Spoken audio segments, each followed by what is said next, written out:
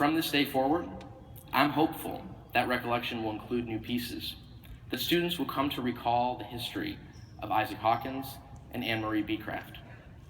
History isn't always easy and enjoyable. The lives of Isaac Hawkins and Anne-Marie Beecraft remind us as much.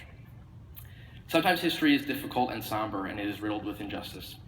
But if there is one thing I've learned during my time here at Georgetown, it is that Georgetown students are at their best when things are challenging. These buildings we dedicate today are surely appropriate symbols of memorialized history. But beyond that, I hope that they stand as constant challenges to all future Hoyas, as a challenge to confront difficult history, and as a challenge to stand up to lingering injustice that remains in our world today. We may not be able to change the past, but in understanding our history, we come to understand the role we have to play in the promotion of justice in our world today. Isaac Hawkins and Anne-Marie Beecraft will forever serve as reminders of that role and that challenge. The GU272 Descendants Declaration. Whereas we are the direct descendants of 272 members of the Georgetown University family, who for decades were enslaved for the benefit of the entire Georgetown family, and who for the financial salvation of Georgetown University were sold in 1838 to plantations in Louisiana, and whose sale also helped sustain the Jesuit order in pursuing its honorable mission to advance education and social justice. Whereas our 272 ancestors did not, as was reported, quickly succumb to fever in Louisiana and perish without so much as a trace. Rather, the rich black Louisiana soil that covered their calloused feet, the same soil that supports strong and healthy sugarcane crops, was even more supportive of their strong-willed souls, their tenacious desire to be free, to be equal, and to be recognized as equally valued members of God's one human family. Whereas today, in 2016, some 178 years later, what started in 1838 as 272 unshakable enslaved people is now more than 10,000 steadfast and determined descendants worldwide.